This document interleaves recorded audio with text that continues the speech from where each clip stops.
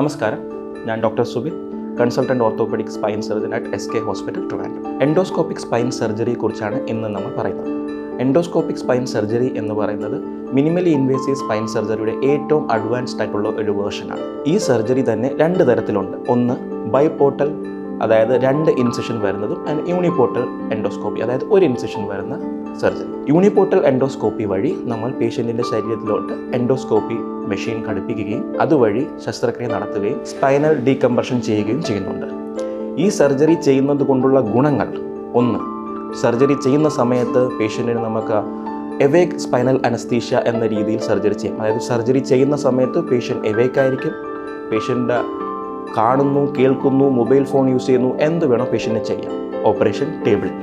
രണ്ടാമത്തത്, പേഷ്യൻറ്റിനെ സർജറി ചെയ്തതിന് ശേഷം 2 മണിക്കൂറിനകം പേഷ്യൻറ്റിനെ നമ്മൾ നടത്തിക്കും, ആംബുലേറ്റ് ചെയ്യും, ആൻഡ് നെക്സ്റ്റ് ഡേ ഡിസ്ചാർജ് ചെയ്യാവുന്നതാണ്. ഇനി ഈ സർജറി കൊണ്ടുള്ള മറ്റ് advantages compare to conventional open spine surgery: ഇതിൽ ബ്ലീഡിങ് കുറവായിരിക്കും, ഇൻഫെക്ഷനുള്ള ചാൻസ് കുറവായിരിക്കും, പോസ്റ്റ് ഓപ്പറേറ്റീവ് പെയിനും കുറവാണ്, and post operative rehabilitation and recovery ടൈമും വളരെ കുറച്ച് മതി എൻഡോസ്കോപ്പിക് സ്പൈൻ സർജറി.